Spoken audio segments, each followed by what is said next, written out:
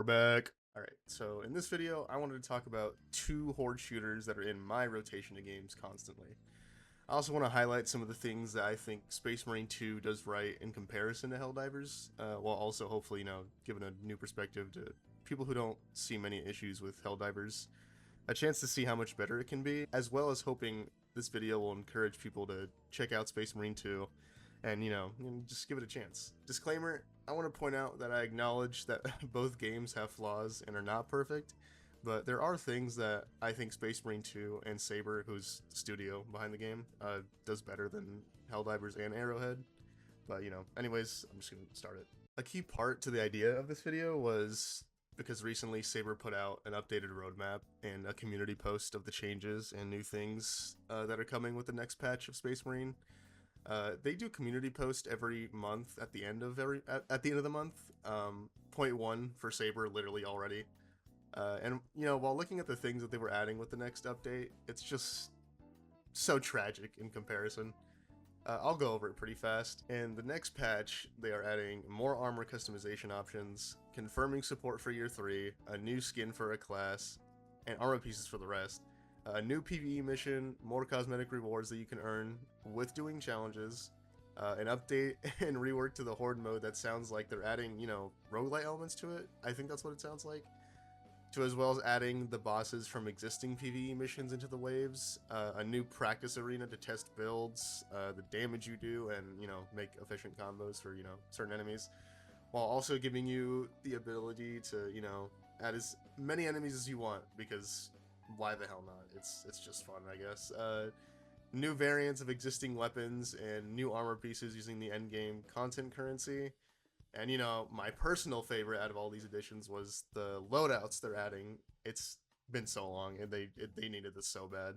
But yeah, that's a lot for like a single update. But from Saber's track record of, consistent updates, I can guarantee right now that this patch will be pretty good. And to clarify by consistent, I mean, Saber's quality in updates is usually pretty good. They've slipped up a couple of times, but they are pretty fast about fixing things. The hot fixes usually come out within the same week, and then latest, it's like the next week. Now, immediately, you might be thinking, why am I not playing this game right now? Hopefully, but kind of hold on there. There's some things I want to explain really quick. Why is there a fucking fly in my room? Anyways, Space Marine and Helldivers are two fundamentally different games. They are both horde shooters, but play extremely different. We all know how Helldivers plays if you're watching this video.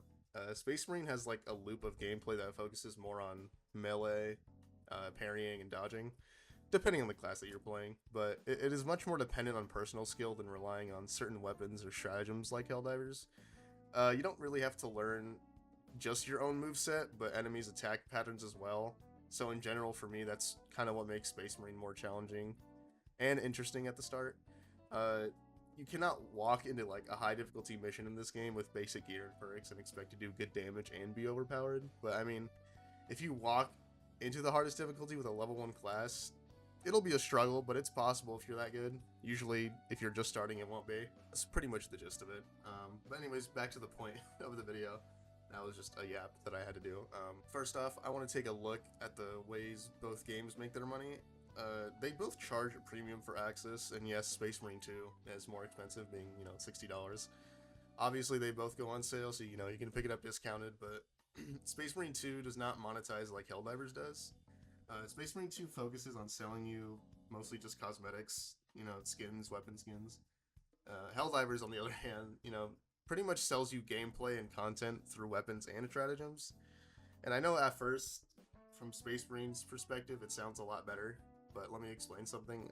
Space Marine does have a ton of DLC at this current time, adding to a good amount of money, but they do and feel entirely optional, unlike Helldivers. Well, sometimes, because the skins look that fucking good. I also want to go over the controversy Saber had with the release of their voice pack DLC a while ago, because I feel like it would be fair to not point out Saber's faults as well if we're talking about Helldivers, but I'll just go ahead and go over it really quick. A few months ago, they released a DLC pack that included, voices for specific chapters and different heads as well. If you don't know what chapters are, it's basically just think of like a sub-faction within one faction. It's basically what it is for Warhammer lore. Everyone thought it was cool, but when Saber said that it wasn't part of the season pass, is kind of when the community really went off about it. Later, after the announcement, they said the reason because it wasn't in the season pass was because they were not using, AI voices and hired voice actors, which was pretty bad to say in general. This went all up until the release of the DLC, which in turn was honestly, not great. The voice acting was okay at best, and there was no mission specific voice lines to when the mission required dialogue pertaining to the events going on. It would switch back to the original character's voice, which was really weird. It just broke like any immersion, but eventually, after a ton of backlash, they decided to make a change. Saber admitted they messed up and apologized for it. They made the DLC free for anyone, well, everyone, and refunded it to anyone who bought it for any platform. Something they did great was admit they messed up and said that they will improve on how they will approach DLC like the voice pack from now on, while also trying to make up for the people who did buy it. Just wanted to point that out real quick, but we'll get back to what I was saying before. Anyways, this game lets you earn cosmetics through gameplay, doing challenges and just simply leveling up classes. They also do community challenges to let you earn cosmetics as well. I think Saber could have easily charged players for the new class that came out, the Tech Marine, but they didn't. The only complaint I saw of the Tech Marine was that there was a lack of armor options, which is true.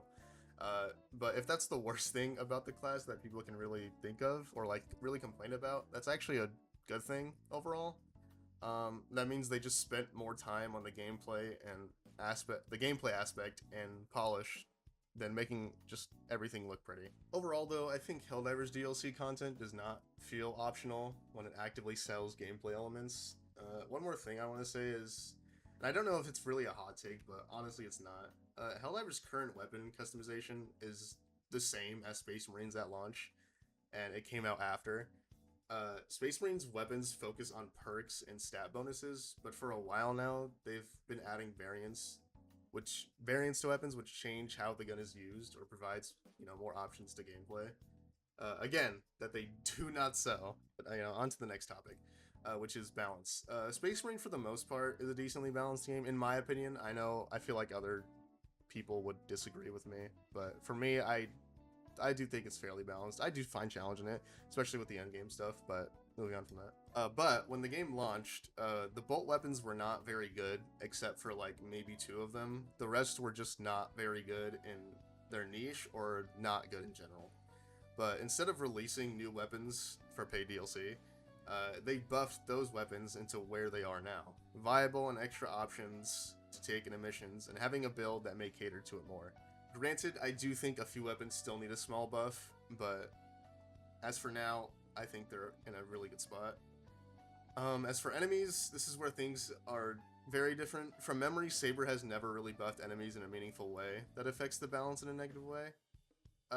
Instead, they increase the number of enemies there are, and also increase the number of more dangerous enemies that can spawn on higher difficulties, as well as bosses.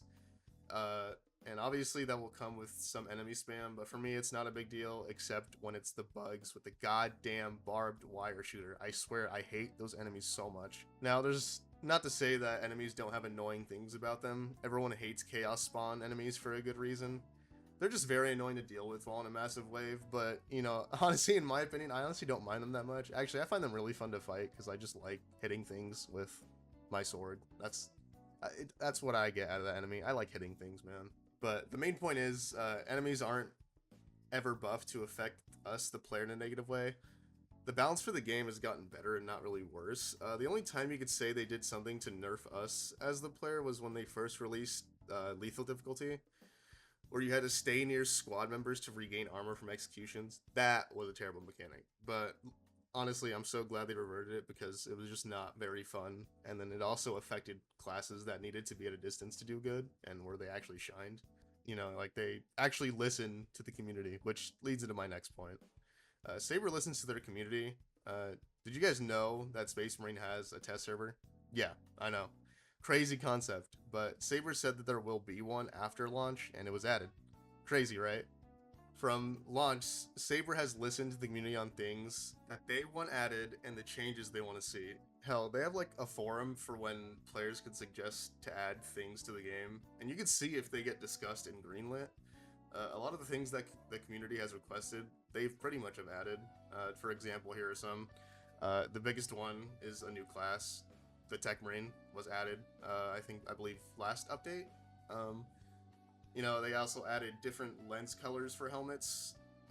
That was added as well. The feature changing the color of cloth material on armor parts was added. Armor parts of a champion skin for a specific class can now be equipped to other classes. Those are just a few examples. But the point is, when Saber says they're going to do something, they do it.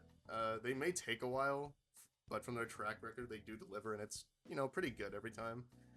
I also think that Saber does, an amazing job at having a roadmap that gets you excited for things coming, while also still surprising us with random stuff or things the community asks for. And for the last topic, I kind of want to talk about the content of both games in general. Space Marine has handcrafted PvE missions, and I'm not saying that to bash on like the procedurally generated maps for Helldivers. I'm just stating a fact, okay? I think the maps on Helldivers are fine. As for missions, Helldivers has more variety and more replayability in its gameplay in general. I'm not denying it. That's where I think Space Marine can improve, is just more mission variety. However, they are trying. Not that long ago, they introduced missions called stratagems, funny enough. They are the same missions that we've done before, but they add different mechanics to each run. Some are like incredibly fun, like the handshake emote you can do with teammates to heal, double ammo reserves, or increased melee damage the more you melee. They also throw in ones that can make it challenging, as in, you can't see 30 meters in front of you and it's shrouded in darkness, or not doing a finisher for 20 seconds drains your health down to 30%. Stuff like that makes missions feel different and fun. So, before I give my final thoughts, I just want to say I'm not here to compare which game is enjoyable or better. I just enjoy both of these games. Hell, I have more hours on Space Marine than I do on Helldivers. And this is also not to say that Space Marine doesn't have its fair share of issues. It does. Just to point out too is just, performance. Performance is not great on the game. It's kind of hit or miss. There will be some days where it's good and then some days where it's bad. I don't know what it is, but it's that. And then also it's a smaller one, but it's just clipping, mostly for the sniper class, that their capes or cloaks kind of clip through some of the armor pieces, and it gets really annoying. But those are some issues they still have. My final thoughts would be, in my opinion, Space Marine has been catching up to Helldivers in terms of content for a while now, but has far surpassed them in making their systems better for us. Helldivers, in its current state, focuses more on new content in the form of war bonds, and not on their current systems, while Space Marine does a good mix of both. Overall, I hope this video serves as a new perspective on how well Saber does updates, as well as listening to their community, and hoping that Arrowhead exercises these options with their game. But for the monkey brains out there, Space Marine 2 good right now, Helldivers 2 bad right now. Thumbs down. That's it. Later.